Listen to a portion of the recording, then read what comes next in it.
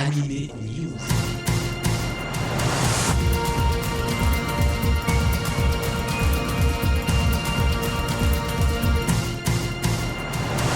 Hello, bonjour, salut, c'est Alex, vous écoutez Générique Kids, comme chaque semaine, il est l'heure de votre chronique manga et animation japonaise, Anime News 234, pour vous informer donc sur l'animation et le manga. Taifu et Ototo seront de la partie, ainsi que les éditions Black Box, Glénat, Kana Manga, Akata, les éditions Nobinobi ainsi que Komiku. Et je terminerai avec du dessin animé chez All the Anime.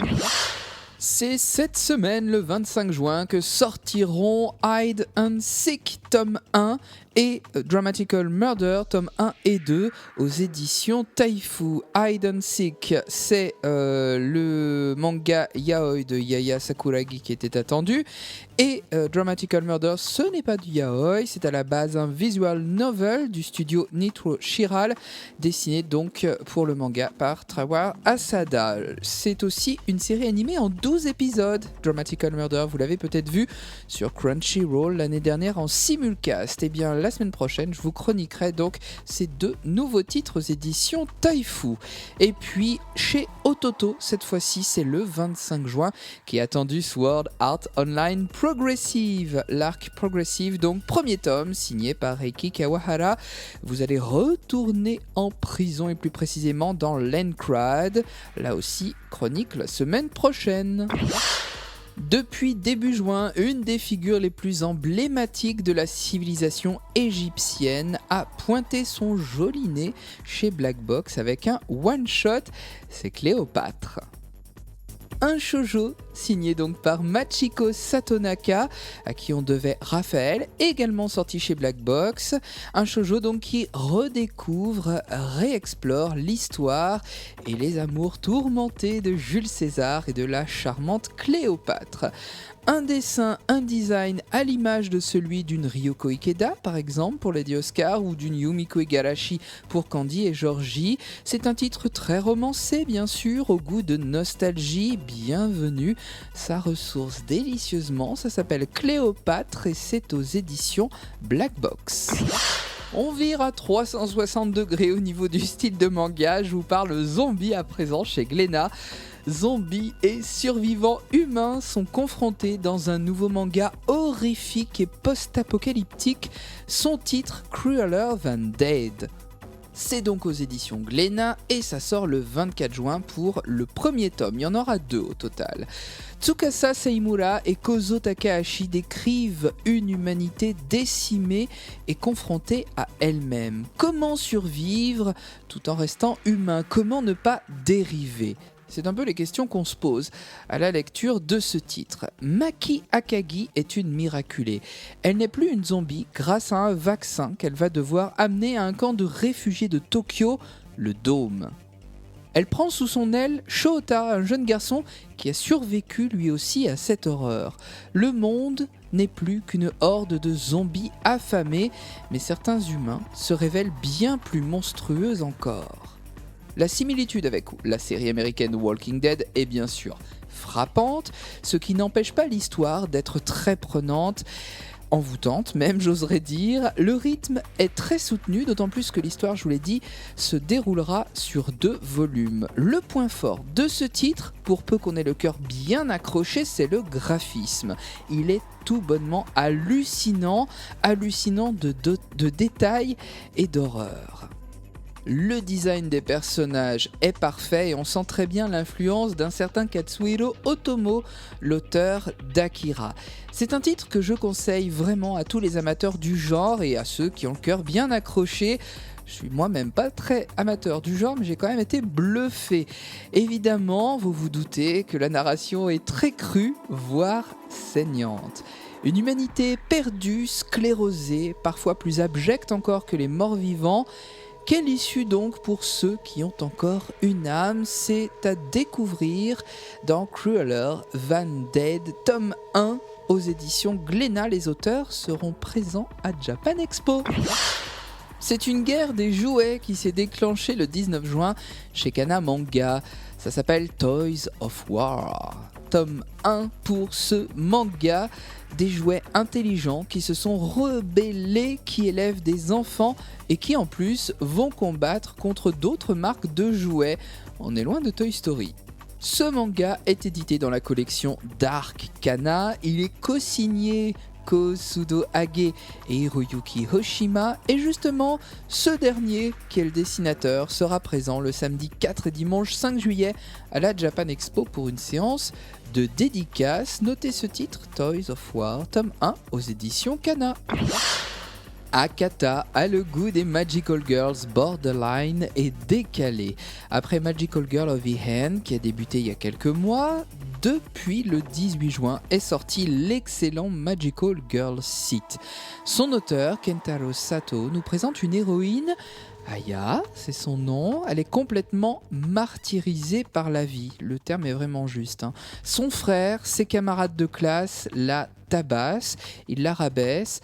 Aya est donc le souffre-douleur de service, le souffre-douleur de tout le monde, et elle laisse même ses parents totalement indifférents. Mais un jour, elle va recevoir une baguette magique de la part de l'administrateur d'un mystérieux site web. Cette baguette sera l'arme de sa vengeance, bien malgré elle d'ailleurs.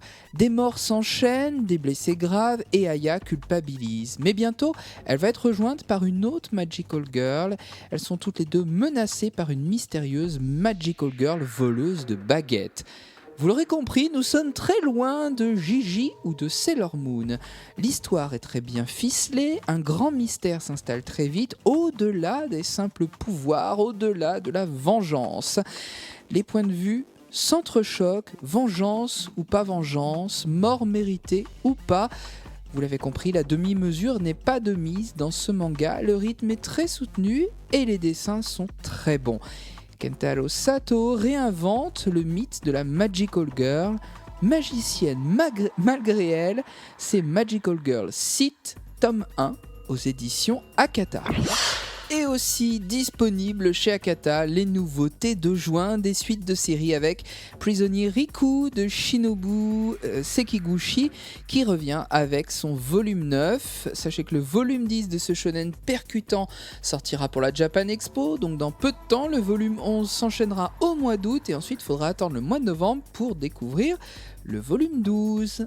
Autre style, un shoujo décalé, c'est la marque de fabrique de Akata, dans l'intimité de Marie de Shuzo Oshimi, volume 2, donc est sorti depuis le 11 juin. Isao, lycéen, est toujours bloqué dans le corps de Marie et semble s'en accoutumer, allant même jusqu'à se lâcher au karaoké. Il n'est pas seul dans ses recherches, pour l'instant, mais jusqu'à quand ? Dans l'intimité de Marie, donc volume 2, c'est dispo depuis le 11 juin. Et puis autre shoujo un peu plus consensuel, c'est signé Niki Asada, c'est le tome 7 de Bienvenue au club des losers, au club de tout ce que vous voulez. C'est aussi donc chez Akata, c'est déjanté, bienvenue au club. Revenons à présent à un peu plus de douceur et de féerie avec les éditions Nobi Nobi.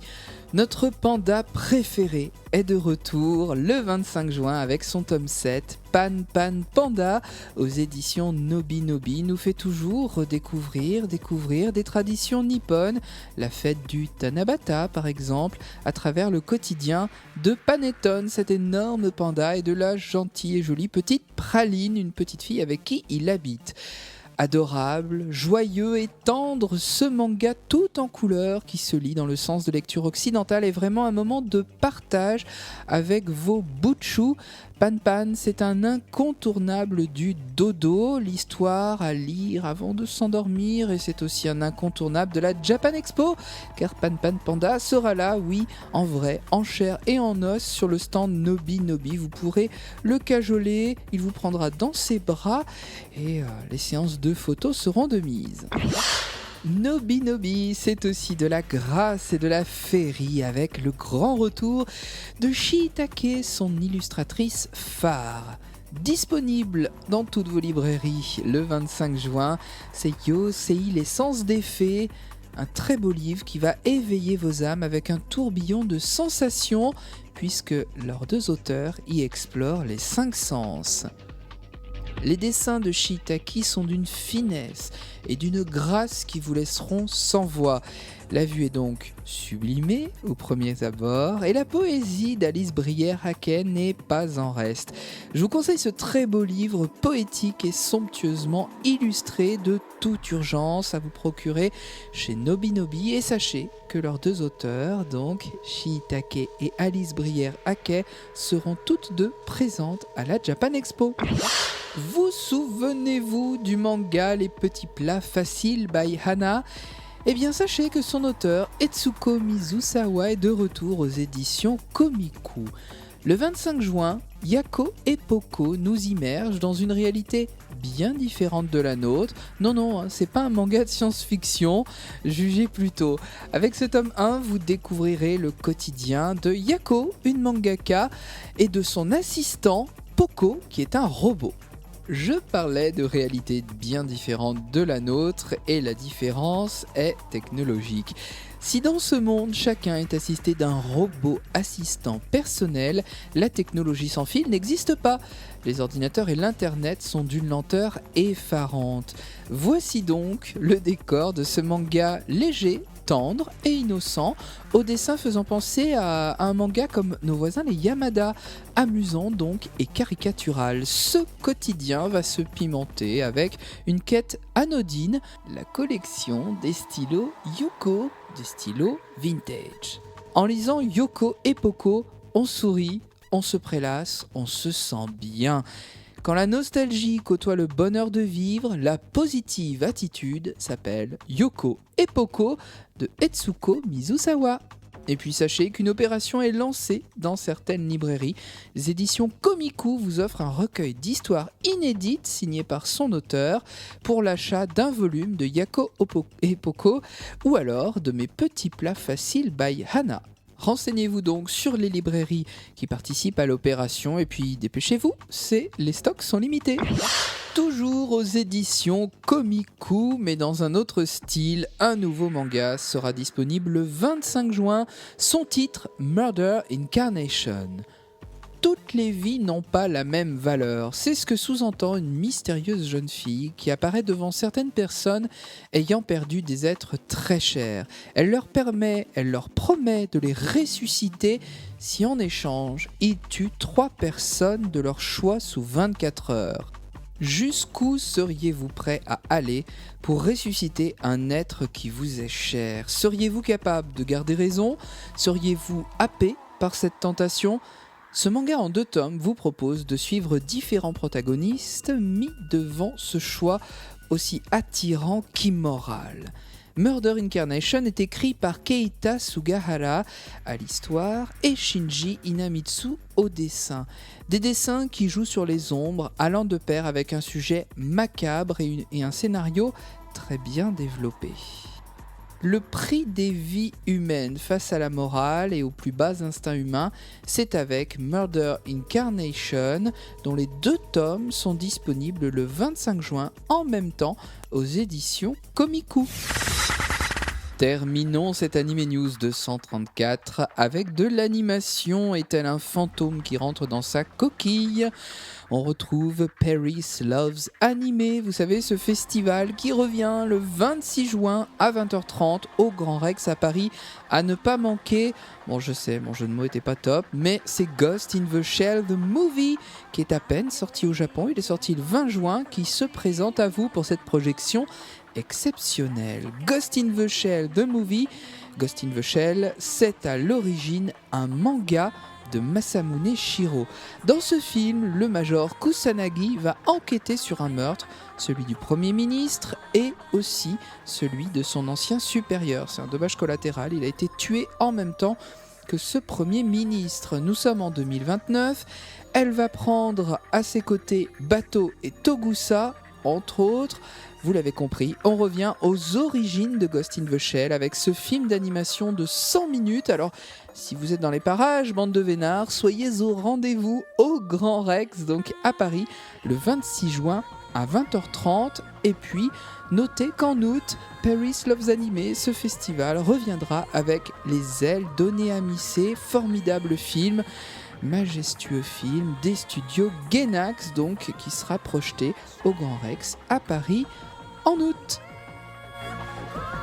Et bien voilà, c'est la fin, je referme les portes de cette Anime News 234. Merci encore pour votre écoute, pour votre fidélité. Merci à nos 3 gagnantes du concours Axel World en partenariat avec les éditions Ototo. Bravo à elles. Je vous rappelle que mon compte Twitter est à votre disposition, Alex_anime_GK, pour suivre l'actualité. Et puis les replays vidéo. Le replay vidéo est aussi à votre disposition sur generikids.fr ainsi que sur ma page Dailymotion et ma page YouTube. Anime Story, c'est la revue d'une série que vous avez aimée chaque mercredi à 21h30 sur Generic Kids. C'est rediffusé jusqu'au dimanche à 17h. Ne manquez pas Anime Story sur Generic Kids. Il ne me reste plus qu'à vous souhaiter une excellente semaine à l'écoute de nos programmes. Ça continue en musique, en jouant, en bonne humeur. Vous êtes sur Generic Kids, vous y êtes bien, restez-y. À la semaine prochaine.